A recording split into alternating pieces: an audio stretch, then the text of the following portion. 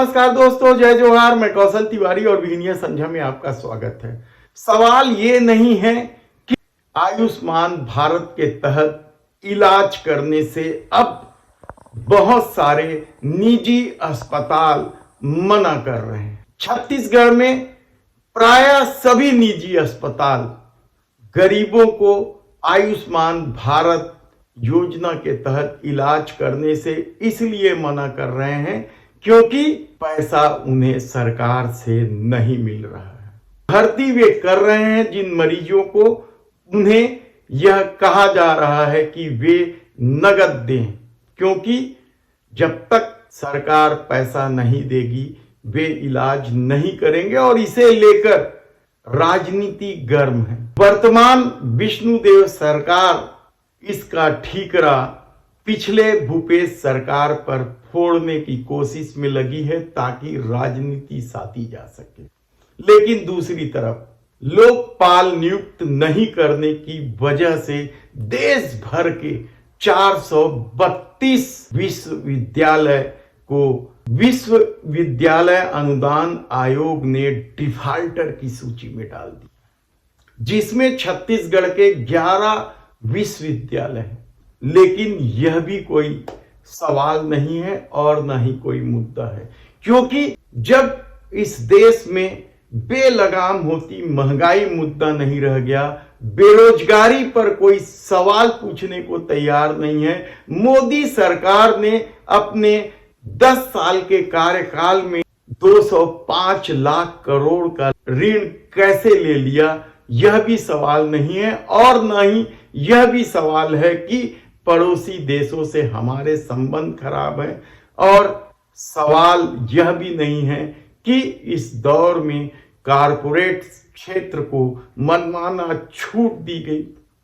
कभी right of करने के नाम से उनके लोन को किनारे कर दिया गया, नहीं तो फिर बट्टे खाते में डाल दिया, और आम आदमी की तकलीफ बढ़ते जा रही है। और उन्हें इस तकलीफ से दूर करने के लिए मोदी सरकार ने राम मंदिर बना दिया है। यानी इन सारी तकलीफों को भूल जाओ, इन सारे सवालों को भूल जाओ और राम भक्ति के आसरे मोदी भक्ति में रम जाओ। तब सवाल ये है कि आगामी लोकसभा चुनाव का परिणाम क्या होगा। निसंदेह आएगा तो मोदी ही, क्योंकि यह परसेप्शन बना दिया गया है।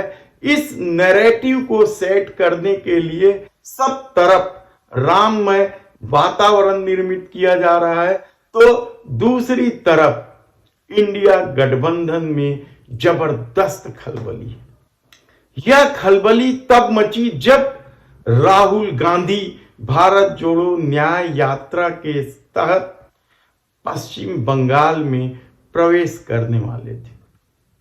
पश्चिम बंगाल यानी टीएमसी का घर, पश्चिम बंगाल यानी ममता बनर्जी की ठसक। ममता बनर्जी इंडिया गठबंधन का हिस्सा रही है और उन्होंने साफ तौर पर कह दिया कि उनका कांग्रेस से कोई लेना देना नहीं। तो पहला सवाल ये उठा कि क्या असम के दौरे में राहुल गांधी के साथ जुटती भीड़ ने ममता बनर्जी की राजनीतिक जमीन को हिला दी है, या फिर ईडी का दबाव यानी मोदी सरकार की जांच एजेंसियों का दबाव इतना जबरदस्त हो गया है कि ममता बनर्जी अब अपनी राजनीति को बचाने में निकल गई है। यानी कल तक इंडिया गठबंधन बनाकर इस देश को बचाने का नारा देने वाली ममता बनर्जी अब स्वयं को बचाने की कोशिश में लग गई है, क्योंकि वह अच्छी तरीके से जानती है कि यदि गठबंधन हुआ तो मुस्लिम वोट कांग्रेस की तरफ खिसक जाएंगे। लेकिन इससे भी बड़ा सवाल यह है कि क्या बिहार में भी अब नीतीश कुमार इंडिया गठबंधन को छोड़कर जा रहे हैं? वह फिर से एक बार अपने पलटू राम के तमगे के साथ एनडीए का हिस्सा हो जाएंगे? क्योंकि जिस तरीके से बिहार की राजनीति चल रही है, कोई बड़ी बात नहीं है कि नीतीश कुमार भी इंडिया गठबंधन से अपने को किनारे कर दे। लेकिन क्या सिर्फ यही खेल है?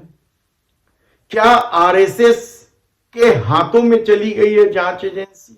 ये सबसे महत्वपूर्ण सवाल है। लेकिन इससे भी बड़ा सवाल तो अब यह उठने लगा है कि क्या इंडिया गठबंधन बनाकर कांग्रेस के खिलाफ कोई बड़ा षड्यंत्र किया जा रहा था, ताकि कांग्रेस का ध्यान उन राज्यों में न जाए जहां इंडिया गठबंधन के तहत जो क्षेत्रीय दल जुड़े थे वे ही अपनी ताकत दिखाते रहे और कांग्रेस वहां उनके भरोसे रह जाए।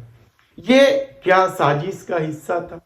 क्या इस साजिश के खेल में आरएसएस, बीजेपी के साथ साथ ममता बनर्जी, नीतीश कुमार भी शामिल थे?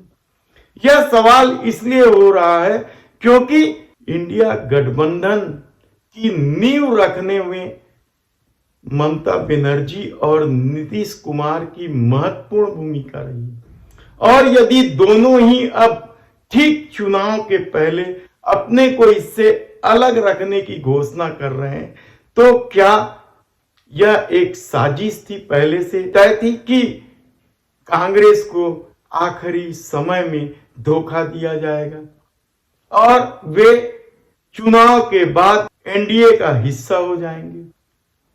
सवाल ये नहीं है कि 2024 कौन जीत रहा है, सवाल अब भी यही है कि क्या बेलगाम होती महंगाई, बढ़ती बेरोजगारी, कर्ज में डूबता देश, आर्थिक स्थिति में बदहाली की कगार पर पहुंच चुका देश और पड़ोसी देशों से संबंध खराब, क्या यह 2024 के चुनाव का मुद्दा होगा? या फिर अभी भी धर्म के आश्रय, जिस तरीके से भाजपा से जुड़े लोग या आरएसएस से जुड़े लोग अब नारा देने लगे हैं कि राम मंदिर तो झांकी है, काशी मथुरा बाकी है, तो क्या अब 2024 का चुनाव एक बार फिर धर्म के उन्माद पर लड़ा जाएगा और धर्म की पट्टी बांधकर मोदी भक्ति में लगा दिया जाएगा इस देश को? ये बेहद ही महत्वपूर्ण सवाल है, आप सोचिएगा जरूर। लेकिन इस पूरे खेल ने यह साबित कर दिया है कि कांग्रेस को अब अपनी लड़ाई अकेले लड़नी पड़ेगी। आने वाले दिनों में यदि महाराष्ट्र से भी गठबंधन खत्म हो गया तो कोई अचरज की बात नहीं होगी। तब सवाल ये है कि राहुल गांधी की भारत जोड़ो न्याय यात्रा में जो भीड़ उमड़ रही है, उसका असर जब यात्रा हिंदी पट्टी में पहुंचेगी तो क्या होगा? क्योंकि इस दौर में ना तो शंकराचार्यों की सुनी जा रही है और ना ही देश की स्थिति के बारे में सोचा ही जा रहा है। तब मोदी भक्ति के इस दौर में 2024 का चुनाव परिणाम कितना आसान दिखाई देने लगा है भारतीय जनता पार्टी के लिए, क्या वह उतना आसान है?